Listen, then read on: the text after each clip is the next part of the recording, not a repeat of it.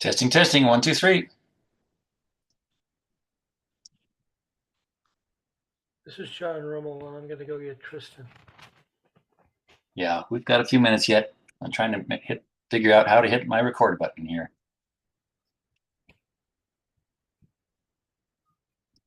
Should work out. Gotcha.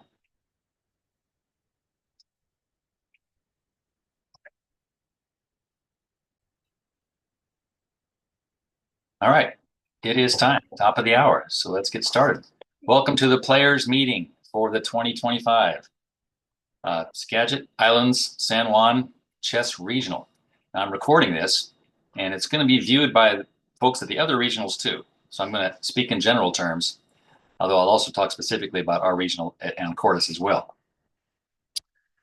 I'm going to assume you know nothing except how the pieces move, which is great. We want all the regionals to be accessible to beginners, so I'm going to explain everything.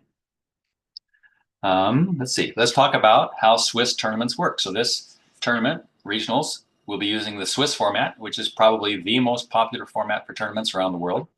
And that means a few things. In a Swiss tournament, there's no elimination, so no one ever goes home. The regionals are 5 rounds, so it's 5 rounds, no elimination. If you lose your first 3 games, no problem. You'll play someone else who lost their first 3 games. So that's the second rule. We try and pair you with players of similar score. And then lower on the list of priorities is we try and give you the same number of having the white pieces and having the black pieces. Now with the regionals, these are also qualifiers for state.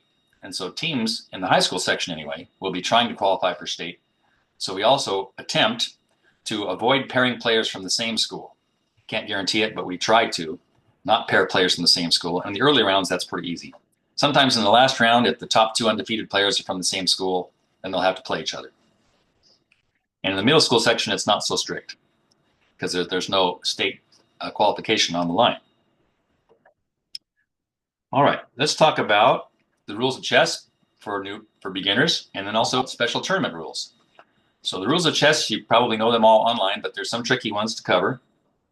Let's talk about castling. So castling is a rule. Some folks are confused with castling. Just remember to move the king 2 squares, and the rook hops over and goes next to it. So if you're castling on the short side, called the king side, the king goes 2 squares, and then you're 1 square away from the edge of the board, and the rook hops over, goes next to you.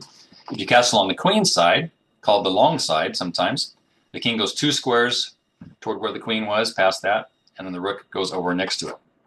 It's a good idea to move the king first. That way they're not thinking you're going to make a rook move. Okay, queening is also a special move. And of course, when a pawn gets to the other side, you can turn it into a queen, rook, knight, or bishop. You can have multiple queens, 2 or 3 if the circumstances allow for that. But since we're using clocks, the proper way is to get the extra queen and put it on the board first before you hit the clock button. I'll talk more about clocks later, but just wanted to mention that about queening. So put the queen on first and then hit your clock button.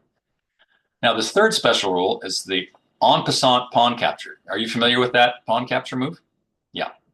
For many people, it's confusing. It doesn't come up often, but it is a rule of chess. If you don't know the en passant rule, look it up and learn it before the tournament. Well, of course, if you're at the tournament during the players' meeting, someone will have to explain it to you after the first round.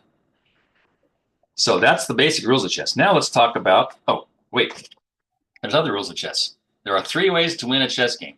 Can you give me 2 ways to win a chess game? Checkmate and the other person running out of time. Exactly. And the third way is they resign, they give up. So that's the 3 ways to win. Checkmate, they run out of time, or they just resign. You know, they're way behind, and that's okay. They can tip over their king and shake your hand and say, good game. Now a trickier question. There's 7 ways to tie a chess game. Can you give me 4 ways? Or how many can you think of? I'll settle for 4 to tie a chess game. Well, there's obviously the stalemate. Stalemate? You betcha. When the king has no legal moves and no other piece can move either, that's a stalemate, and you're not in check.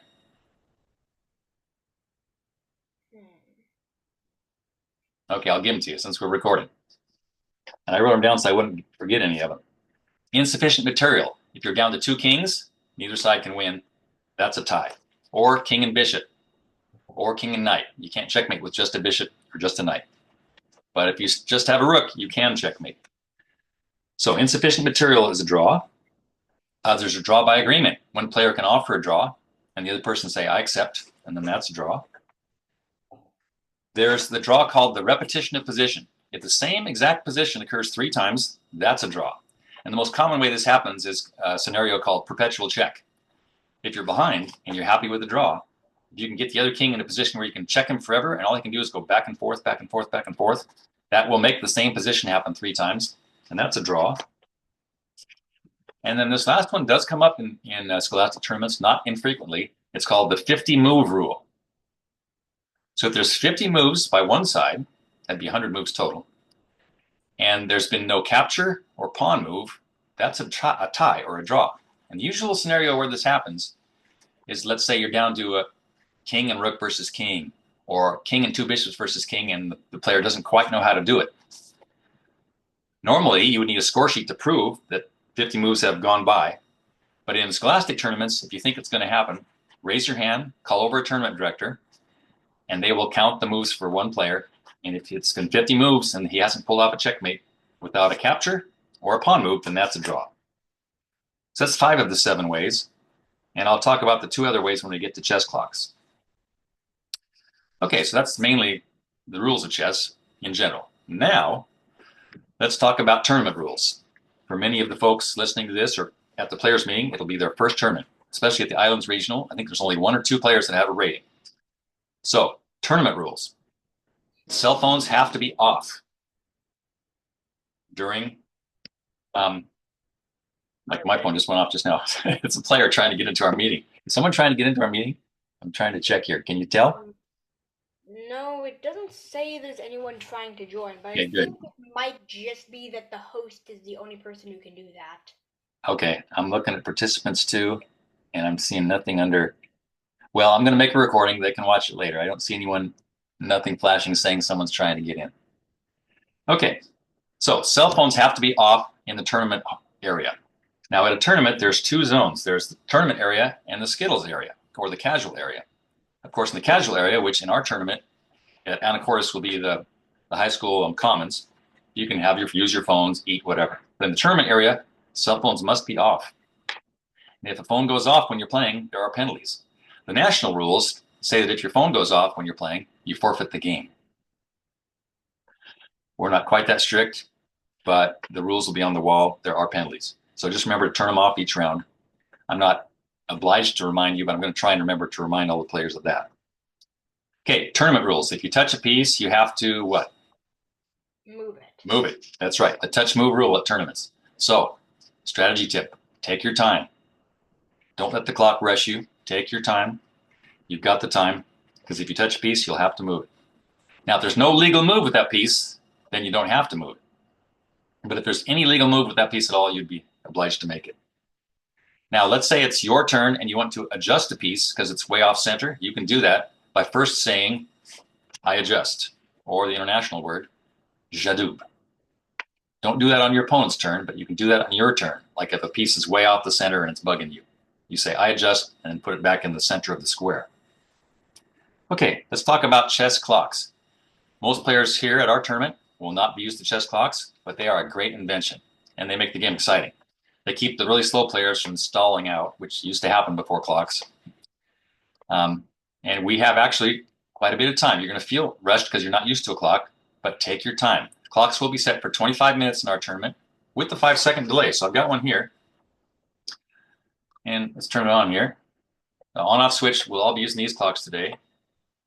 It's on. And when you hit to start a clock, you hit the middle button. And see the 5 seconds is going down here? We're using what's called a 5-second delay. Let's see if I can get the clock in focus here. There. 5-second delay. So 5 seconds will go by before you even lose any of that 25 minutes. And when the other side hits it, same thing happens. If I can get it here. See, the 5-second timer is going down before you lose any time. So that means even if you're down to like 3 seconds on your clock, you can finish the game. As long as you move within 5 seconds, you won't lose any time on your clock. So, and that is actually ample time. You can take 30 seconds per move. Watch. In the tournament today, you'll see most players will be done before they've even used up half their time because they're going way too fast. So don't let the clock rush you. Now, you should remember to move your pieces and hit the clock with the same hand. It's not only is it the rule of chess, but it's also easier on your brain. It's more confusing for you if you're trying to use two hands. So just do what the recommended and what the rules say. You move, and when you let go of the piece, then you hit the clock, then you write down your move. When your opponent moves, you write down the move first, then think about your move, then make your move. So move and hit the clock with the same hand. So let's talk about writing down moves. That'll also be new for many of you, but that also is a great invention. There's so many good reasons to write down your moves. But the main one is it'll help you improve because you can go over your games later and learn from them. And then you can show your friends too. Look at this maneuver I pulled off, or you can learn from your openings. It's great. Also, it slows you down, which you might not like, but that actually helps you play better because most beginners move too quickly. In fact, I challenge you, go ahead and use up all your time. Wait till you get down to 5 minutes, because the rule is when either player is down to 5 minutes on the clock, at that point, both players no longer have to write down the moves. And then you can move, not only will you move quicker, but you won't have to write down the moves. So take your time. Now, if you don't know how to write down your moves, we'll have little cheat sheets there. It's not hard. Each board that we're providing has the grid on the outside, where A1 is the square in the lower left, and H8 is the square in the upper right, looking at it from white's perspective. Little cheat sheet will remind you that you just write down the piece you're moving and the square it lands on. And the abbreviation is what you can use. So if your first move is your knight moving to the F3 square, you write capitals for the letters, capital N. The king gets the K, so king would be capital K. Capital N, and then the square it lands on, lowercase f3. So the squares use lowercase letters. It'll take a little practice, but after a while, you'll have it down. And again, when you're down to 5 minutes on the clock, or either player is, you can stop recording. If you have a score sheet, it gives you all kinds of protections too. You can prove the 3-move repetition. If someone sneaks a rook back on the board, you have a score sheet to prove it. If the pieces get knocked over accidentally, you can reduplicate the game. Score sheet does a lot for you. All right, next important rule for tournaments. If you have any issue or problem at all, raise your hand. Raise your hand, and a floor judge will help you. And hopefully we're going to have parent monitors on the sides, not roaming the hall, but if they see a hand raised, they can come get the floor judge, which in this case is probably myself, and we will help you. Any issue at all. If someone's talking too much, they shouldn't be talking at all in the tournament. If they're kicking you under the table, if there's some rule question, raise your hand. What did I just say? Raise your hand. Raise your hand. Yeah, repeat after me. All right. Okay, next one. Sometimes a player will make an illegal move. Now, you don't have to say check in tournament chess. It's assumed that your opponent will see it. But they say, for example, they don't see they're in check and they move something else and leave their king under attack. Well, in tournament chess, you don't capture the king. You have to checkmate the king. So that was an illegal move. You tell your opponent, that's an illegal move. Please take the move back. And at this point, if they hit their clock, you hit your clock so that they're doing this on their time. But there's a special scenario called time trouble. When a player is under 5 minutes, that's called time trouble. And certain things happen when time trouble hits. First of all, as I mentioned, if either player is under 5 minutes, both players don't have to write down the moves. But also, if we're in time trouble and someone makes an illegal move in time trouble, and you have less than 5 minutes on your clock, if your opponent does that, you get 2 extra minutes on your clock as a penalty for them. So keep that in mind. If your opponent makes an illegal move and you have less than 5 minutes, tell your opponent, I'm going to call the judge.